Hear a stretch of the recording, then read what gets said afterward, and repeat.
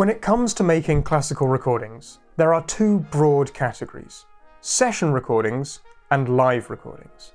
But what does that really mean? Are live recordings truly exactly what was performed on the night? Do session recordings mean that each instrument was recorded separately? In this video, we're going to give you a brief overview of what the differences are between the two, and hopefully give you a better idea of which option might be right for your next recording. On the face of it, a live recording might well be the most straightforward option, but there are some interesting considerations that can actually make a live recording more complex.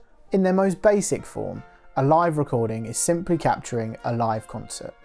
This can be a very attractive option if you're looking to save on costs, as you'll already have the venue and the musicians booked.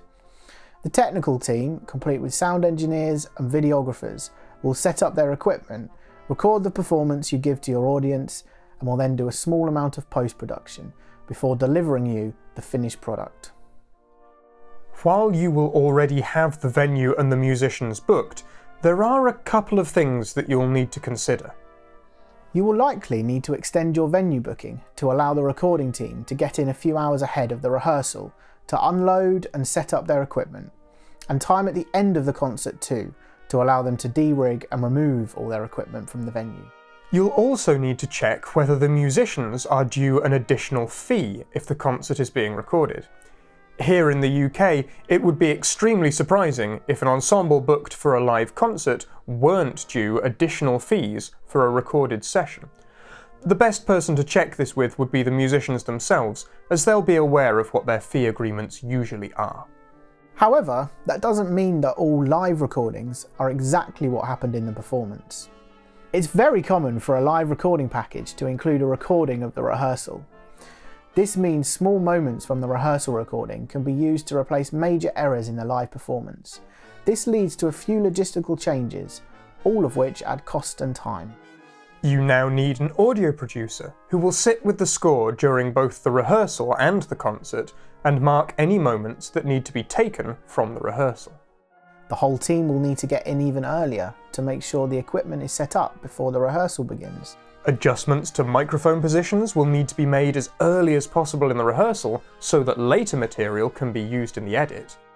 The performers will need to treat the rehearsal more like a performance.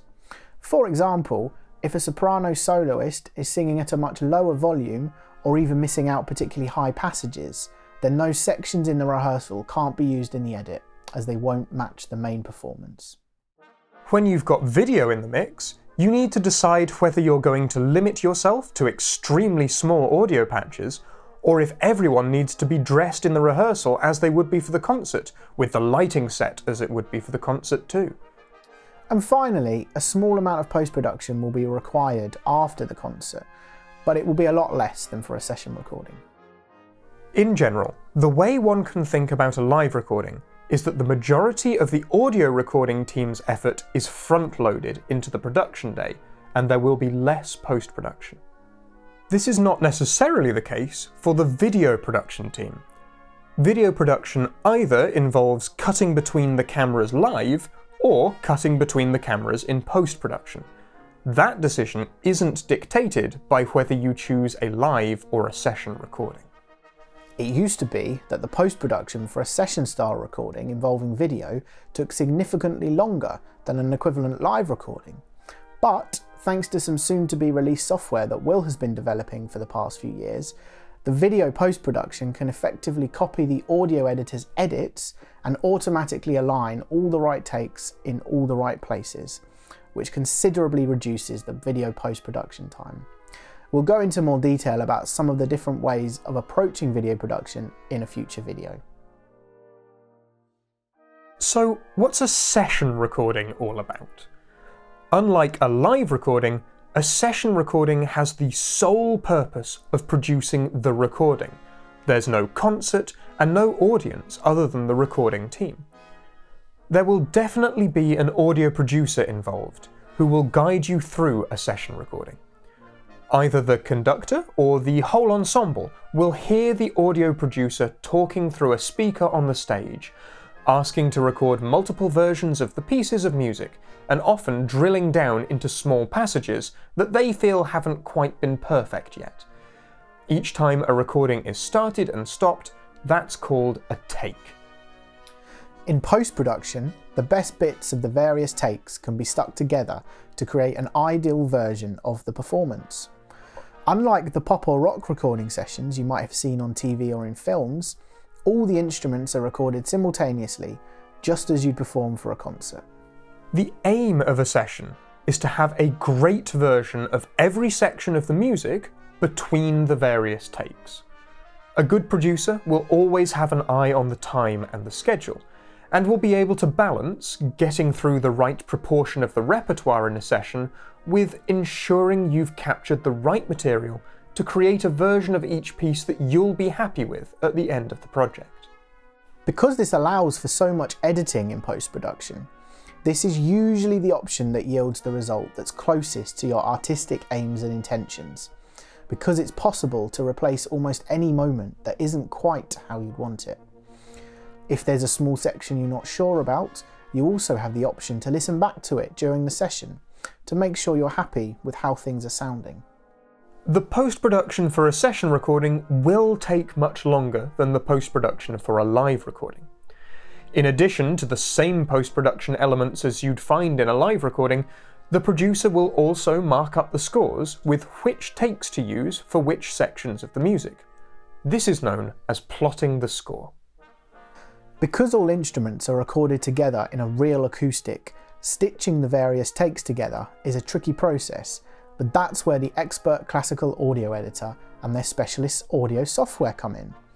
These folks are able to magically weave together the desired takes and then finesse the joins, so it truly sounds like one seamless, ideal performance.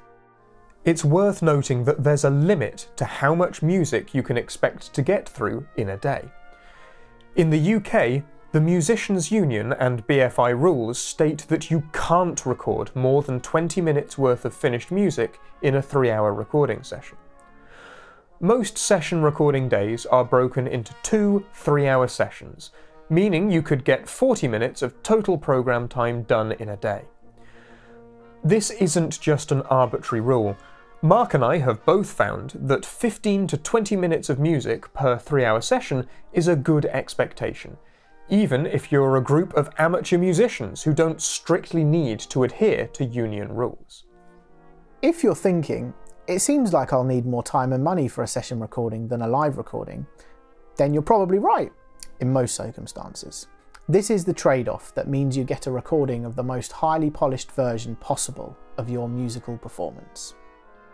Anecdotally, I know musicians who dislike listening back to live recordings because, to their mind, any mistakes in a live performance are ephemeral and disappear as soon as they've happened, but a live recording means those mistakes are repeated every time you listen back.